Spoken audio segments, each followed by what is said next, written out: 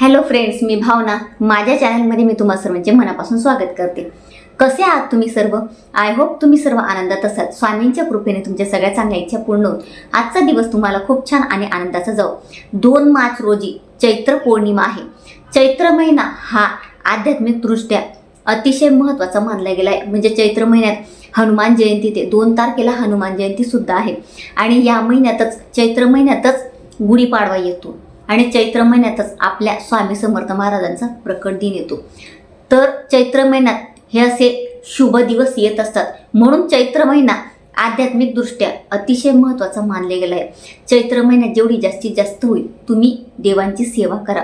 आणि हा महिना आपल्या कुलदेवीला सुद्धा समर्पित आहे. या महिन्यात आपल्याला जास्तीत जास्त आपल्या कुलदेवीचा कुळाचार करायचा असतो. म्हणजे प्रत्येक घरातल्या कर्त्या स्त्रीच्या हातून कुलदेवीचा कुळाचार व्हायलाच पाहिजे आणि चैत्र महिन्यात तर व्हायलाच पाहिजे. काही ठिकाणी अश्विन महिन्यात घट बसतात, तर काही ठिकाणी चैत्र महिन्यात सुद्धा बसतात. आमच्याकडे नाही बसत, म्हणजे आमच्याकडे अश्विन महिन्यात बसतात. पण चैत्र महिन्यात आपण जर आपल्याला इच्छा असेल तर अखंड दिवा आपण ठेवू शकतो. मी सुद्धा अखंड दिवाच ठेवते, घट बसवत नाही. तर जो तो ज्याच्या त्याच्या परीने करतो, परंतु सेवा आपण करू शकतो. आपल्याला सेवा करणं खूप गरजेचं आहे. तर आज मी तुम्हाला आपल्या कुलदेवीच्या 4 सेवा देणार आहे. त्या 4 सेवांपैकी तुम्हाला जी शक्य असेल ती करा, परंतु कराच. पौर्णिमेच्या दिवशी आपल्या कुलदेवीची सेवा व्हायलाच पाहिजे. तिचा कुळाचार केला तर आपल्या घरात कुठल्याही अडचणी राहत नाही. तुम्हाला तुमच्या घरात अनेक बदल दिसतील. बघा, आपण कष्ट करत असतो, परंतु कष्टाला नशिबाची साथ मिळत नाही. काय मिळत नाही? कारण आपल्या हातून आपल्या कुलदेवीची सेवा होत नाही. फक्त कुलदेवीचा घरात टाक ठेवायचा, फोटो मूर्ती ठेवायची, याला काही अर्थ नाही. तिचा कुळाचार होणं पण तेवढंच गरजेचं. तर या 4 सेवांपैकी तुम्हाला एक सेवा कुलदेवीची करायची आहे, किंवा हे 4ही शक्य असतील किंवा 2-3 तुम्हाला जेवढे शक्य असेल तेवढ्या सेवा नक्की करा. जास्तीत जास्त सेवा करा. उदयोस्तु श्री महाकाली महालक्ष्मी महासरस्वती राजराजेश्वरी आई साहेब, श्री अंबा माता की जय, श्री अंबा माता की जय, श्री अंबा माता की जय. आणि अशा पद्धतीने देवी आईचा जय जयकार करायचा. हा जय जयकार तुम्ही प्रत्येक मंगळवारी, पौर्णिमेला, अष्टमीला करू शकतात किंवा दररोज करा. मी तरी माझ्या घरात असा जय जयकार नित्य नियमाने करत असते. दररोज सकाळी सायंकाळी माझ्या घरात हा जय जयकार असतो. तुम्ही करून बघा. आपल्या कुलदेवीचा, आपल्या घरात ज्या काही देव्या आहेत त्यांचा हा आपल्या कुलदेवीचा जय जयकार असतो. आपल्या घरात महालक्ष्मी आई आहे, आपल्या घरात आपली कुलदेवी आहे, सगळ्यांचा जय जयकार आपल्याला करायचा असतो.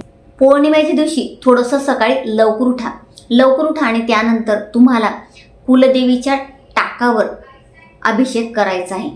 शुद्ध पाण्याने करा, पंचामृताने करा किंवा कुंकवाचं पाणी करा, हळदीचं पाणी करा, त्याने तुम्ही अभिषेक करा. आणि त्यानंतर तुम्हाला कुलदेवीला तुमच्याकडे गजरा असेल गजरा अर्पण करा, फूल असेल फूल अर्पण करा, तिची विधिवत पूजा करा. आणि त्यानंतर तुम्हाला एक पाट घ्यायचा आहे. पाट घ्यायचा आणि त्यावर लाल कापड ठेवायचं. लाल कापड ठेवल्यानंतर एक डिश घ्यायची. त्या डिशमध्ये थोडे तांदूळ घ्यायचे, तांदूळ भरायचे आणि त्या तांदळावर तुम्हाला कुलदेवीचा टाक ठेवायचा आहे. तुम्हाला कुंकुमार्चन करायचं आहे कुलदेवीच्या टाकावर. अशी योग्य पद्धत असते. कुंकुमार्चन करत असताना योग्य पद्धतीनेच ते व्हायला पाहिजे. तुम्हाला साडी घालायची, साडी घाला, किंवा तुम्ही डोक्यावरून पदर घेतला म्हणजे ओढणी घेतली एखादी तरी सुद्धा चालेल. आणि हातात एकतरी काचेची बांगडी घाला आणि त्यानंतर तुम्हाला कुंकुमार्चन करायचं.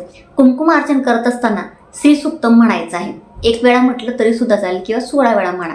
फलश्रुती फक्त एकदा म्हणायची आहे. फलश्रुती म्हणत असताना तुम्हाला कुंकुमार्चन करायचं नाही आहे. आणि नसेल शक्य तर 99 म्हणतं ओम ऐं क्लीं चामुंडाविच्चे, ओम ऐं क्लीं चामुंडाविच्चे, नमो नमः, नमो नमः म्हणायचं. आणि देवीच्या पायापासून तर डोक्यापर्यंत हे 5 बोटं वापरायची. 5 बोटांनी कुंकू घ्यायचं आणि पायापासून डोक्यापर्यंत तिला अर्पण करायचं आहे. आणि कुंकू घेत असताना विदाऊट केमिकल कुंकू घ्या. कुंकुमार्चन तुम्ही सकाळी करू शकता किंवा सायंकाळी करू शकता. तुमच्याकडे श्रीयंत्र असेल श्रीयंत्रावर करा. श्रीयंत्रावर करत असताना 2 बोटांचाच वापर करायचा, 5 बोटं घ्यायची नाही. अशा पद्धतीने कुंकुमार्चन करा. आता सेवा काय करायची? सेवा पण तुम्ही सकाळी करू शकता, सायंकाळी, तुमच्या वेळेनुसार तुम्हाला सेवा करायची. आता सगळ्यात महत्त्वाची आपल्या कुलदेवीची सेवा म्हणजे दुर्गा सप्तशती. आता दुर्गा सप्तशतीचे पाठ कसे करायचे यावर व्हिडिओ झालेला आहे. परंतु तुम्ही जर नसतील केले हे पाठ या 9 दिवसात, तर तुम्ही त्या दिवशी पौर्णिमेच्या दिवशी तुम्हाला दुर्गा सप्तशतीचा पाठ करायचा आहे. त्या 13 अध्याय तुम्हाला एका बैठकीत शक्य असेल एका बैठकीत करा, तुम्हाला 1 ते 1.5 तास लागेल. नसेल शक्य तर सकाळी अर्धे अध्याय आणि सायंकाळी अर्धे अध्याय असं सुद्धा तुम्ही एका दिवसात त्याचा पाठ करू शकतात. ते तुम्हाला दुर्गा सप्तशती शक्य नसेल तर सिद्ध कुंजिका स्तोत्र याचा 11 वेळा पठण करायचं. याचा 11 वेळा पठण करायला मोजून फक्त 15 मिनिटं लागतात, जास्त वेळ लागत नाही. यानंतर तुम्हाला सिद्ध कुंजिका स्तोत्र 11 वेळा नसेल शक्य तर 1, 3, 5, 7 किंवा 9 वेळा करा.